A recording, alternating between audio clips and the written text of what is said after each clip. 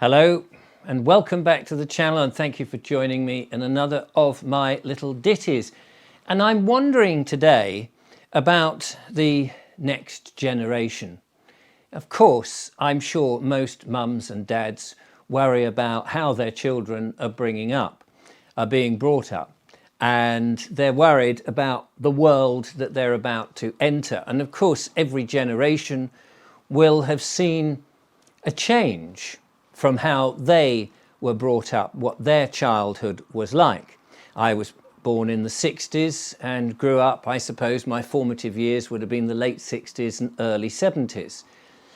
One of the things, of course, that you might think was quite iconic in those days was the music that they put on. And it's interesting when you hear some of these radio stations that play the best of the 70s and the 80s, and then you compare it with the music of today. And if you've been brought up in that generation, you think, well, hang on, why do we not have any bands anymore? Why is it all sort of solo singers, very bland? And if it is a band, they're manufactured. They've not come up through the old route of having a band and getting together and doing things and doing the gigs. And if there are bands out there, and brilliant bands, why are we not hearing them on the radio? And of course, you'll always go back to some of those iconic things that you had in your childhood and think, well, they were brilliant, you know.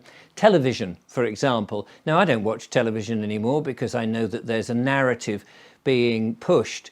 But some of the programs that one enjoyed back in the early days of television, or at least in the 60s and 70s, when there was not so much the special effects and everything had to be done by hand and specialists came in, there are certain things you think, that was really innovative, that was breaking a mold. And I'm talking about programs such as Thunderbirds, you know, the original Jerry Anderson Thunderbirds and those things. Now, of course, not everybody is going to be a fan of Thunderbirds and may think that was a load of old rubbish, puppets trying to pretend to be humans going with international rescue, or indeed Captain Scarlet and all the other ones, Stingray and what have you.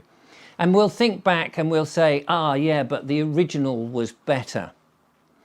It's interesting, isn't it, that in the old days, our old days, if you are of a similar age to me, you'll think that actually we had more freedom. We were able to do things that perhaps we children of this day and age can't do now. And we'll look back with rose-tinted glasses and say, isn't it marvellous? Now, there is a phrase that says something along the lines of, if I've got it right, what is it?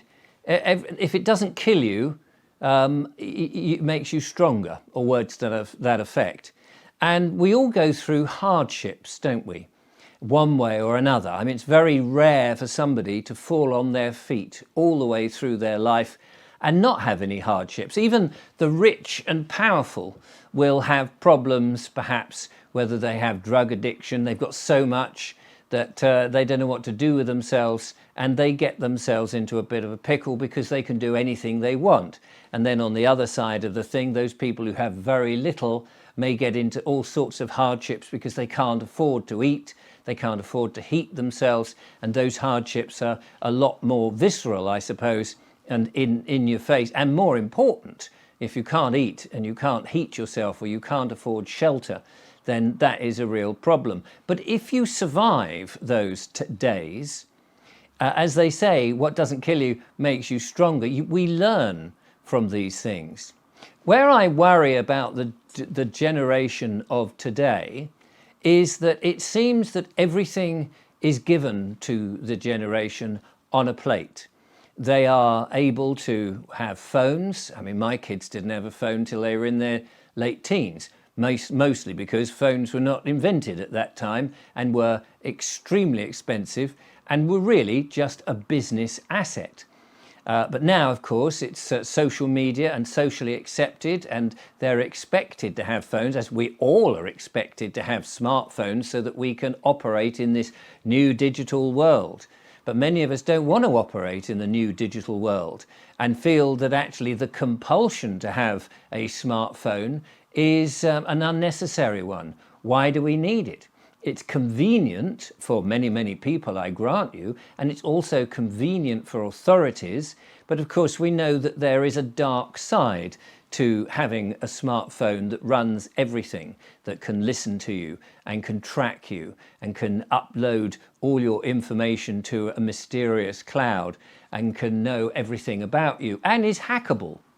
But yet, when I was a kid, if you wanted to make a phone call to somebody, you went to a telephone box and you had to put tuppence into the telephone box, or 10p. And you were very reluctant to do it unless it was absolutely necessary. Or you could reverse the charges if you were, a bit wily and you needed a lift home from your mum and dad from the park, if you couldn't be bothered to walk home yourself. But mostly we did walk home. And we used to do things that these days it would seem that the youth of today, and I'm not blaming the youth themselves, that the youth of today just wouldn't even entertain the idea. When I was a kid, fashion wasn't really aimed at children. I mean, in the 60s, my mum still knitted and she would buy stuff from jumble sales. We would have an assortment of clothes, but nobody gave it a second thought. And you think of now kids at school, although I wouldn't ideally, I have them at school, but kids at school are being, and I saw it with my children and of course other children, they have to have the latest thing or they get bullied if you haven't got the right sort of trainers or the right top or the right kind of phone, and all these things, the right kind, always comes with an expensive price tag. Back in my day, it wasn't so important. Yes, when I went to the all-boys comprehensive school, we all had to wear a uniform and a blazer and all of those things, and we were very uniform. Of course, I had no idea then that school was really training us to be good citizens, to pay our taxes, to get a job, and not question anything. Nowadays, of course, I am thinking that, but are kids of the next generation questioning? Are they encouraged to question? I don't think they are, because everything is laid on for them, it seems to me. And now, taking this thought a little further, I've written my book Biggleswick, which looks at a town that won't comply with some of the heavy-handed government diktats that have been handed down. They ask why 5G is necessary or indeed being introduced without anybody being notified and not knowing what the health benefits or not health benefits are from having something close to your house radiating away 24/7. Of course, we're being told that man-made global warming is such a terrible thing, that they're spraying the skies, that we're having to have net zero policies, 17 sustainable goals and all these things. And we're not really supposed to question it. We're supposed to embrace it and say yes. And anybody who does question it and perhaps puts up YouTube channels about this sort of thing gets targeted either by people who are paid or just do not believe that there is anything wrong and will target them in the comments, or by actors and agents who will try and make them look stupid. Although I think that battle is losing.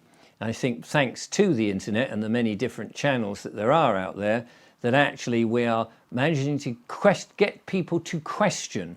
We're not trying to influence people and say, hey, this is happening and just take our word for it. But for people to go, I wonder if there is anything at all in what this chap says. And some of it maybe doesn't resonate and some of it may do. But having the ability to question is something that we should all be doing. But do the younger generation question at all? Well, in my book Biggleswick, I put forward a number of arguments, of course, and say, look, this is happening and this is happening and this is happening. What do you think? Is it within your experience? And what would you do if you lived in a town and you didn't want them? And the council, in this case, isn't listening. We've all seen loads of people have councils which do not seem to listen to the public that they're supposed to serve. And we do seem to be in a democracy that is top down. Is that a democracy, one wonders, in which the policies are put forward and we're all, just have to accept them.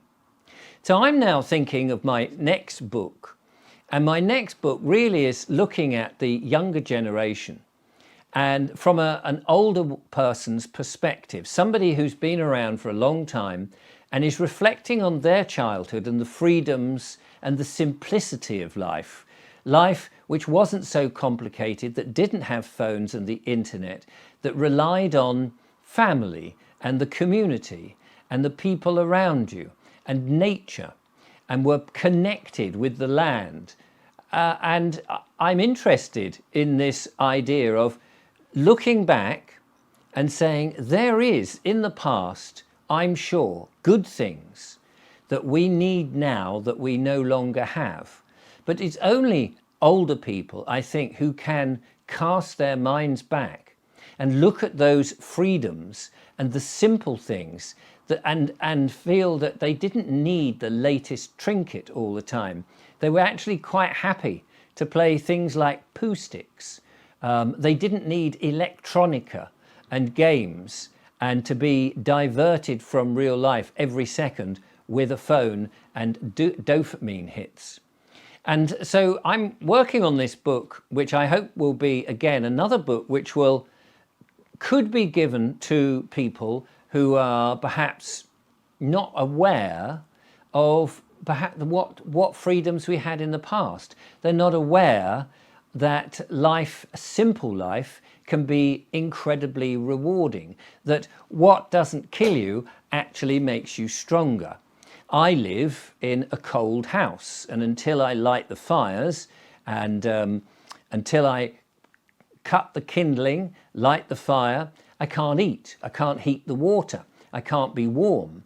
And it's a process, but it makes me respect the heat and the food that I can cook very much more than if I just click a button and it's cooked very easily or bunged into a microwave and things like that.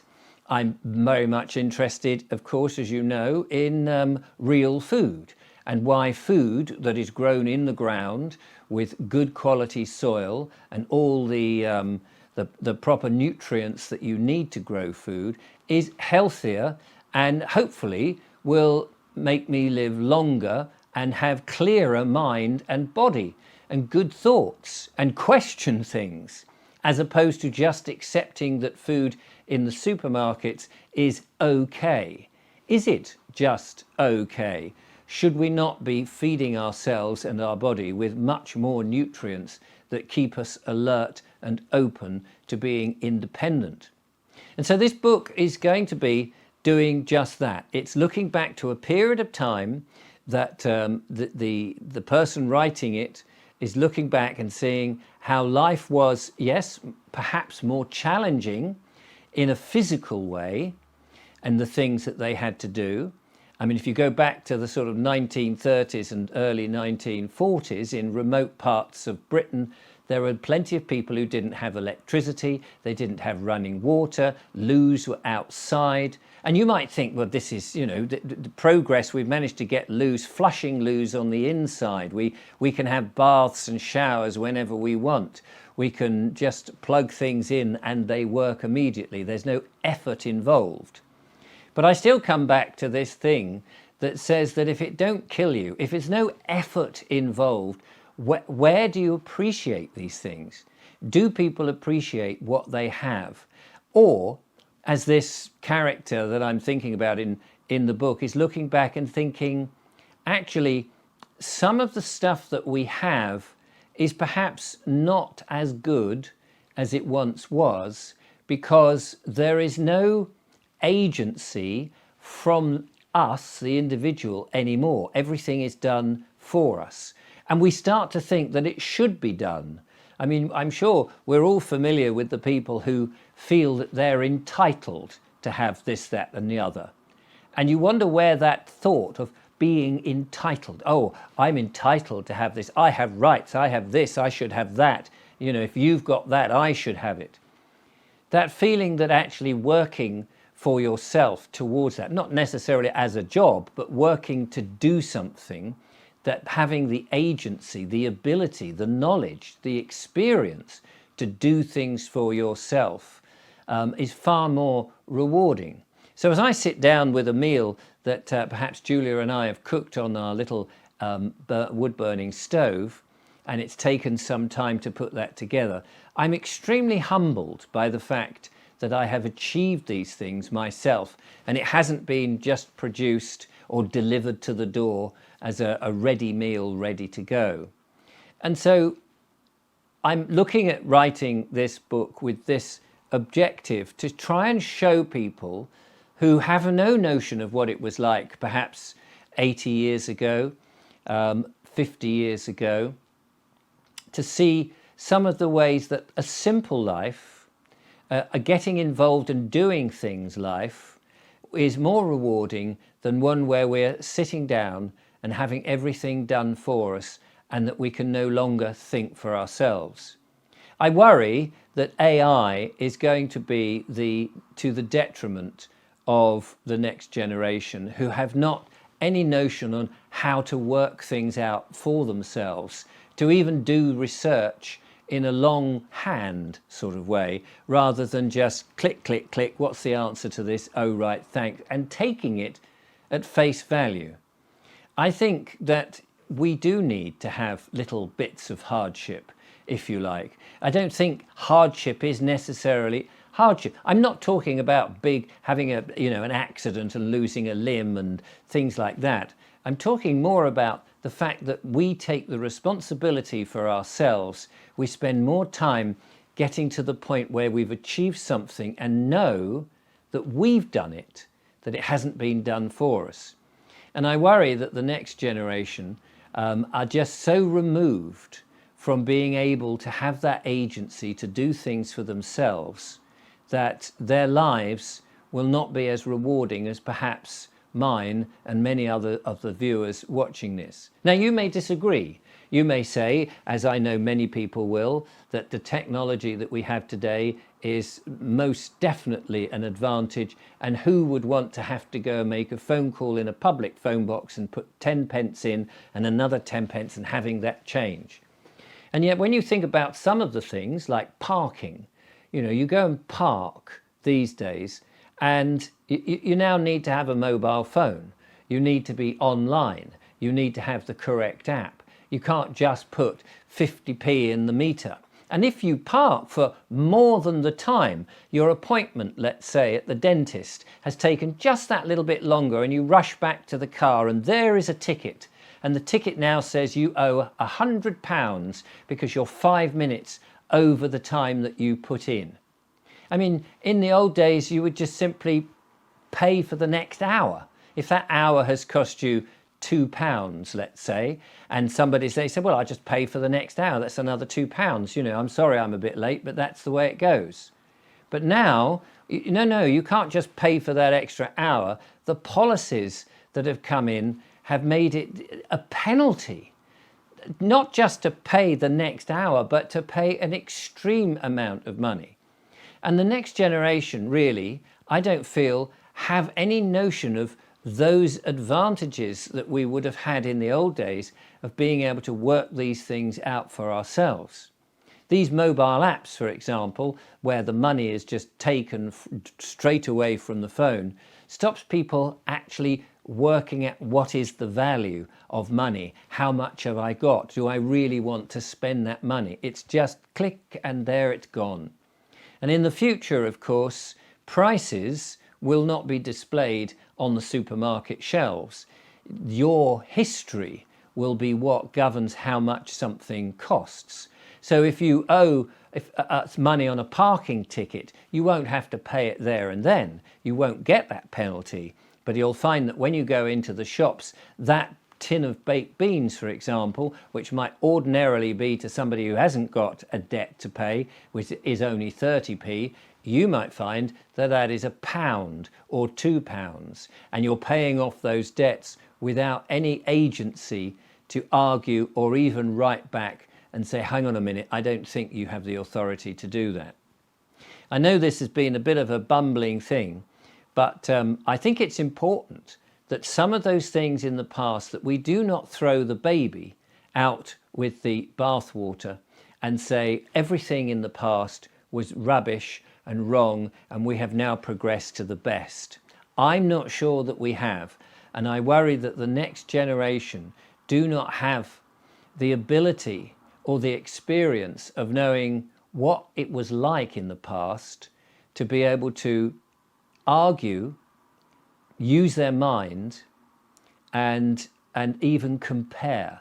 And so when I'm writing this new book, I hope it will give people a thought to think, actually, is it better to have a few disadvantages, or there's a long way round of doing things that actually satisfies you more when you achieve it? I don't know whether any of this has made any sense to you, but that's what's on my mind at the moment, and I thought I would share that with you. Thank you for watching, and I will talk to you again very soon.